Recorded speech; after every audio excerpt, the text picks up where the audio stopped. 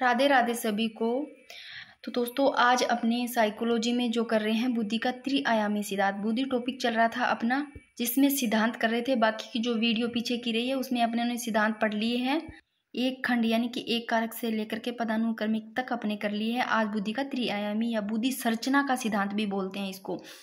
तो देखो इसके और नाम भी है, ये लिख रखे हैं जो इम्पोर्टेंट है। 3D थ्योरी भी बोलते हैं, बुद्धि का त्रिआयामी यानी कि 3D थ्योरी भी बोलते हैं, 3 मॉडल। सबसे पहले अगर बात करते हैं तो जो बुद्धि का त्रिआयामी है, जो बुद्धि संरचना का सिद्धांत है, इनके प्रतिपादक याद रखनी है। मैंने कैसे करवाया था, जब भी त्रिआयामी की बात आती है, तीनों आयाम की है ना, तो फोड़ना है गिलफोर्ड। चाहे संरचना हो, बुद्धि की संरचना कितनी कैसी संरचना हो, फोड़ना है गिलफोर्ड, याद रखना। जेपी गिलफोर्ड इनके प्रतिपादक है 1967 में। और बात करते हैं त्रिआयामी के जो अन्य नाम हैं वो यहाँ पर मैंने लिख रखे हैं और इम्पोर्टेंट है 3D थ्योरी। और देखो ये कहाँ के, जेपी गिलफोर्ड, ये सोवियत संघ के। आगे देखो इनके अन्य नाम की बात करते हैं तो इसको सक्रिय विषय वस्तु भी बोल देते हैं, उत्पाद सिद्धांत। देखो इनके जो गिलफोर्ड के अनुसार ये 3 तत्व है ना बुद्धि के, इसमें सक्रिय या प्रक्रिया भी बोल देते हैं, विषय वस्तु उत्पाद परिणाम। तो आपको जब ये करेंगे सक्रिय प्रक्रिया तो आपको ये नाम याद रह जाएगा कि इसका एक नाम और है कि बुद्धि का त्रिआयामी है, इसका ही नाम है सक्रिय। विषय वस्तु उत्पाद भी बोल देते हैं और बुद्धि का संरचनावादी सिद्धांत भी बोल देते हैं। बुद्धि का प्रतिरूप या प्रतिमान सिद्धांत 3D थ्योरी। देखो बुद्धि का त्रिआयामी 3D थ्योरी, 3 मॉडल, ये इंपॉर्टेंट है। एक चीज ध्यान रखना, जो गिलफोर्ड है ना, उन्होंने कब 1967 में गिलफोर्ड ने एक डिब्बे के आकार का मॉडल प्रस्तुत किया था भाई। ये देखो इस तरह एक डिब्बे के आकार का। तो ये कब करते हैं, एक डिब्बे के आकार का 1967 में। तो इसे फिर क्या कहा, इस डिब्बे के आकार के मॉडल को, इसको कहा बुद्धि संरचना मॉडल कहा। तो इसे बुद्धि संरचना मॉडल कहा था ना। इस मॉडल के अंतर्गत सबसे पहले जो गिलफोर्ड है ना, वो देखो कितने कोष या कितने कारक बताते हैं स्टार्टिंग में 120। ये देखो 120 कारक बताते हैं स्टार्टिंग में। कितने कारक बताते हैं, 120 कारक। जिसमें सक्रिया को कितने बताते हैं, सक्रिया को 5 बताते हैं। और जो विषय वस्तु है, विषय वस्तु को 4 बताते हैं। उत्पाद यानी प्रोडक्ट को 6 बताते हैं। तो 5 × 4 × 6 कितने हो गए, 120 खंड। तो स्टार्टिंग में तो याद रखना, बस स्टार्टिंग का ध्यान रखा, 120 खंड बताते हैं गिलफोर्ड। फिर संशोधन करके कम ज्यादा होते हैं। अब देखते हैं अपने, देखो सबसे जो इम्पोर्टेंट बात है, गिलफोर्ड है ना, इसके अनुसार जो मानसिक योग्यता है, मानसिक योग्यता प्रमुख रूप से 3 तत्वों से निर्मित होती है। देख लो बुद्धि के 3 तत्व, एक तो सक्रिय प्रक्रिया भी बोल देते हैं सक्रिय, फिर विषय वस्तु अंतर वस्तु भी बोल देते हैं, फिर उत्पाद, इसको परिणाम भी बोल देते हैं। 3 ध्यान रखना, 3 तत्व है बुद्धि के, सक्रिय, विषय वस्तु, उत्पाद। अब देखो इनके स्टार्टिंग में, जैसे देखो इनके कितने कितने कैसे भाग है। सबसे पहले पढ़ते हैं ये सक्रिय यानी कि प्रक्रिया भी बोल देते हैं। ये देखो सक्रिय, स्टार्टिंग में जो इसके भाग है यानी कि जो सक्रिय है प्रक्रिया, इसको ओ यानी कि ऑपरेशन, ओ भी ध्यान रखना, ओ भी बोल देते हैं। जब मैंने सीधा ओ लिख दिया था इसका फॉर्मूला, तो ओ से ऑपरेशन यानी कि सक्रिय या प्रक्रिया। इसके जो बताए हैं ना भाग, आयाम, सक्रिय के आयाम, स्टार्टिंग में इसके स्टार्टिंग में 5 ही है। देखो स्मृति ज्ञान है, स से स्मृति ज्ञान, स से संज्ञान, जो लास्ट में जोड़ेंगे वो भी स से ही जोड़ेंगे। स्मृति ज्ञान, संज्ञान, फिर अभिसारी, अपसारी, मूल्यांकन, मतलब ये 5 भाग है स्टार्टिंग में। फिर 1977 में क्या करते हैं गिलफोर्ड, 1977 में गिलफोर्ड एक और जोड़ देते हैं, स्मृति अभियान। स से ही जोड़ देते हैं सक्रिय वाले में, स से सक्रिय, स से स्मृति, संज्ञान, 2 तो याद रह जाएंगे। फिर अभिसारी, अपसारी, इसमें भी स आ रहा है इसलिए ना, अभिसारी, अपसारी, मूल्यांकन। और लास्ट में और जोड़ देते हैं स्मृति, अभिलेख। तो स्टार्टिंग में 5 होते हैं देखो। और जब संशोधन होता है, इसका संशोधन होएगा तब एक और जोड़ देंगे, स्मृति, अभिलेख। फिर आगे देखो विषय वस्तु या अंतर वस्तु, इसकी बात करते हैं। तो देखो विषय वस्तु में आपको क्या लग रहा है, इस स में, स को आप पहले देखो, श को पहले इस 4 की तरह लिखते हैं ना, फिर ये स बनता है ऐसे, है ना। तो इस विषय वस्तु या अंतर वस्तु में स्टार्टिंग में 4 भाग होते हैं। यानी विषय वस्तु आयाम में कितने भाग होते हैं, 4 भाग होते हैं। कौन कौन से, देखो आकृत्यात्मक भी होता है, प्रतीकात्मक, ऐसा ही नाम आकृत्यात्मक, प्रतीकात्मक, फिर शाब्दिक, व्यवहारिक, 4 होते हैं। ऐसे ऐसे सेम नाम लग रहे होंगे आपको, आकृत्यात्मक, प्रतीकात्मक, शाब्दिक, व्यवहारिक। इसमें क्या करता है जो गिलफोर्ड है 1977 में, क्या करता है ये गिलफोर्ड 1977 में, इस भाई साहब को हटा देता है, आकृत्यात्मक को हटा देता है और संशोधन करके 2 नाम इसकी जगह रख देता है, श्रवण और दृष्टि। ये 2 इसके कारक और 2 भाग, श्रवण और दृष्टि। तो गिलफोर्ड 1977 में संशोधन करके इस विषय वस्तु आयाम में जो आक्रियात्मक भाग है इसको हटा करके क्या करते हैं, संशोधन करके और इसको हटा करके इसमें ये देखो श्रवण और एक ये दृष्टि, ये दोनों भाग इसमें सम्मिलित कर देते हैं और इसकी संख्या क्या हो जाती है, इसकी संख्या फिर 5 हो जाती है। पहले 4 थी, 1 2 3 4, ये हट जाता है भाई, ये तो हट ही गया, इसको तो गिनना ही नहीं, 1 2 3, 3 ही हो गए और 4 5।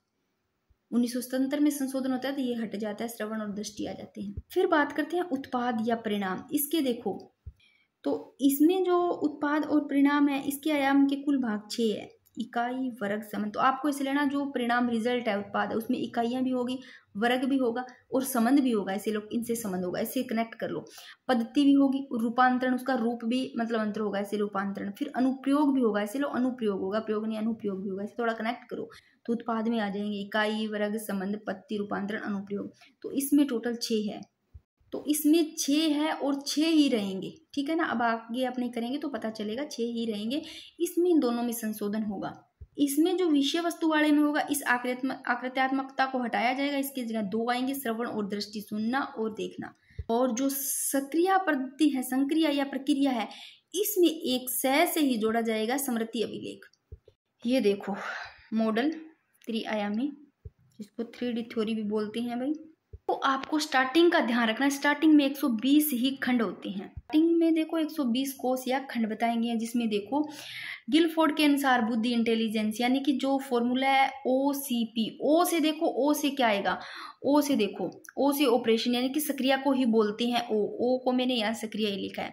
फिर सी से देखो, सी से विषय वस्तु यानी कि कंटेंट, ये देखो सी को मैंने यहाँ विषय वस्तु लिखा है। पी से प्रोडक्ट, ये देखो प्रोडक्ट उत्पाद, तो ये यहाँ पर पी से मैंने उत्पाद लिखा। मान लो ऐसे ले लो, चाहे OCP चाहे ऐसे ले लो, सक्रिया विषय वस्तु उत्पाद। स्टार्टिंग में जो होते हैं ना बस 120 ही खंड होते हैं। देखो सक्रिया का 5 है, ये देखो स्टार्टिंग में 5 ही बताइए, सक्रिया, स्मृति, ज्ञान, संज्ञान, अभिसारी, अपसारी, मूल्यांकन, इतने ही होते हैं। बाद में 1977 में होता है एक स्मृति अभिलेख जोड़ा जाता है। तो देख लिए स्टार्टिंग में सक्रिया 5, फिर विषय वस्तु स्टार्टिंग में 4 ही बताए हैं। फिर संशोधन होगा तब जो आकृत्यात्मक था उसको हटा दिए जाते हैं, 2 और जोड़ दिए जाते हैं, दृष्टि और एक श्रवण, मैंने बताया था पीछे वाले पेज पे। उत्पाद के 6 ही रहते हैं। देखो उत्पाद प्रोडक्ट होता है ना, पी से ये देखो यहाँ भी 6 रह रहा है और पी से प्रोडक्ट यहाँ भी 6 रह रहा है, मतलब उत्पाद 6 ही रहेगा, बदलाव होगा भी नहीं। तो ये रहा, यहाँ पर मैंने इसे बनाया है। अब आपको ये कचरा सा लगेगा पर थोड़ा सा ध्यान से समझना पड़ेगा, क्योंकि मैं व्हाइट बोर्ड पे नहीं समझा रही, व्हाइट बोर्ड पे बताती तो एक को जैसे ये आकृत्यात्मक है इसको हटाया जाता है तो हटा देती, हटा करके मैं इसे लिख देती, पर मैं यहाँ पर ही आपको बताऊंगी। देखो यहाँ पर है संक्रिया, संक्रिया के ये रहे मैंने इधर लिखे हैं। सबसे पहले जो भाग है इनको ध्यान रखना है 5, ठीक है। इधर जो है ये विषय वस्तु, विषय वस्तु के ये देखो यहाँ पर ये वाला बॉक्स है, यानी कि विषय वस्तु के स्टार्टिंग में विषय वस्तु के 4 होते हैं। मैंने यहाँ पर लिख दिए सारे के सारे, लास्ट वाले जो वर्तमान में है। अब स्टार्टिंग के देखने आपको इस दृश्य को नहीं देखना, न श्रवण को देखना है। तो आपको स्टार्टिंग के देखने विषय वस्तु में एक तो है आकृत्यात्मक यानी कि आकृतिक, आकृत्यात्मक बताया था मैंने, आकृतिक या आकृत्यात्मक। फिर शाब्दिक, सांकेतिक, व्यवहारिक, 4 ही है ये। और ये तो बाद में संशोधन के बाद में जोड़ा जाता है, इसको हटा दिया जाता है। अब इसको हटा देना है, इसको हटा दो, ठीक है ना। जो पहला संशोधन होता है वो इसी में ही होता है, विषय वस्तु में। दूसरा संशोधन होता है वो होता है इस संक्रिया में। तो सबसे पहले स्टार्टिंग में जो होते हैं इसके विषय वस्तु के, मैंने बताया था ना शय, इस शय को 4 लेना, तो स्टार्टिंग में 4 ही होते हैं। आकृत्यात्मक होता है एक, दृश्य तो बाद में होता है, इसको हटा करके बनता है, इसको नहीं लेना। आकृत्यात्मक, फिर शाब्दिक लेना है, फिर सांकेतिक और फिर व्यवहारिक, श्रवण नहीं लेना। जब 1977 में संशोधन होता है, देखो 1977 में संशोधित मॉडल, तब देखो इस सी से विषय वस्तु होता है ना, देखो इस सी से कंटेंट विषय वस्तु, तो इसमें संशोधन होता है 1977 में। इस सी की जगह देखो पहले इस सी विषय वस्तु में 4 था स्टार्टिंग में, फिर इसमें संशोधन होता है 1977 में, तब इस सी की जगह 5 आ जाते हैं। तो देखो सक्रिया तो 5 का 5 ही रह रहा है और उत्पाद 6 का 6 ही रह रहा है। इस सी में सबसे पहले, इस विषय वस्तु में पहले सबसे पहले होता है संशोधन, तो यहाँ आ जाता है इसकी जगह 5। तो दूसरा जब संशोधन, पहला जो यहाँ पर पहली बार इसमें संशोधन हुआ है तो उसमें देखो 5 × 5 × 6 कितने खंड हो गए, 150 खंड। तो स्टार्टिंग में 120 खंड होते हैं। दूसरी बार इसमें देखो विषय वस्तु में यहाँ पर दूसरी बार संशोधन होता है, 5 कर दिए जाते हैं इस 4 की जगह। तो 5 तो रहते ही हैं सक्रिया के, 5 फिर यहाँ पर हो गए 6 के 6 रहते हैं, 150 खंड हो जाते हैं। फिर आगे चलते हैं, वर्तमान में जो संशोधित मॉडल है वो देखो OCP। ओ से क्या बताया मैंने, ओ से ऑपरेशन प्रक्रिया, और सी से देखो कंटेंट विषय वस्तु, और पी से प्रोडक्ट यानी कि उत्पाद। जब दूसरी बार संशोधन होता है तब होता है इस सक्रिया वाला में, ठीक है ना। तो स्टार्टिंग में तो कितने थे, देखो सक्रिया में कितने थे, 5। बस आपको ये वाले ध्यान नहीं रखने, इधर वाले आपको ध्यान रखना है। स्टार्टिंग में संज्ञान था, स्मरण था यानी कि स्मृति, धारण भी बोल देते हैं इसको, अभिसारी चिंतन। ये तो मैंने ऐसे इनके नाम लिख के रखे हैं, परंपरागत अपरंपरागत, ये मतलब नाम नहीं चेंज हुए। तो स्टार्टिंग में देखो ये 5 है, संज्ञान, स्मरण, अभिसारी चिंतन, अपसारी चिंतन, मूल्यांकन, स्टार्टिंग में ये थे। फिर 1977 में संशोधन होता है, तब देखो गिलफोर्ड 1977 में जब संशोधन होता है तब एक और जोड़ देते हैं, जिस संक्रिया वाले में सह नाम से ही जोड़ेंगे, स्मृति लेखन। फिर इस संक्रिया में कितने हो जाते हैं, देखो यहाँ पर 6 हो गए ना, बढ़ गए ना। स्टार्टिंग में देखो संक्रिया में 5 है, फिर दोबारा भी 5 ही रहते हैं, और लास्ट वाले में जो वर्तमान संशोधन होता है उसमें संक्रिया में हुआ था 6।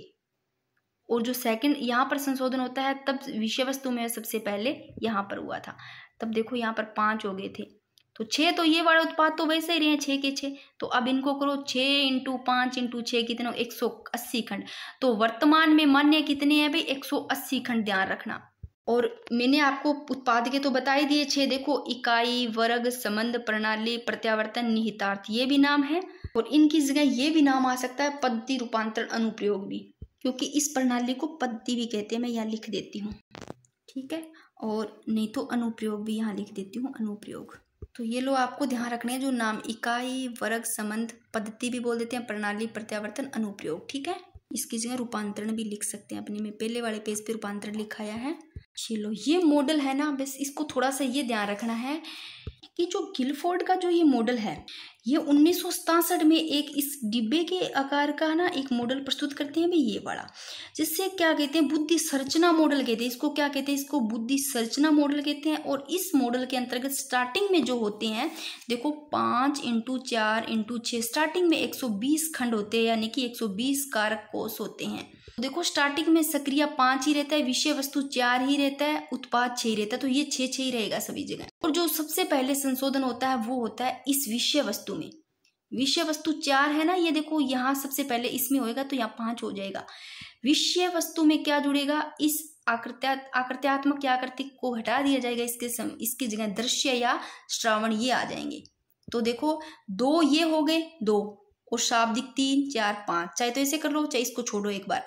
दृश्य 1 2 3 4 5 हो गए ना, तो ये तो हट ही गया। और जो दूसरा संशोधन होता है, वर्तमान में जो संशोधन होता है वो इसमें होता है ओ से देखो ऑपरेशन यानी कि सक्रिया, इसमें होता है। इसमें आपको जोड़ दिया जाता है स्मृति लेखन, और जोड़ दिया जाता है। तो 5 तो थे ही थे, संज्ञान, स्मृति, अभिसारी, अपसारी, मूल्यांकन। स्मृति लेखन की जगह 6 हो जाते हैं, और बाकी उत्पाद में वो के वो ही रहते हैं। तो वर्तमान में जो मान्य है वो देखो 180 खंड, और स्टार्टिंग का ध्यान रखना 120 खंड, और वर्तमान में 180 खंड।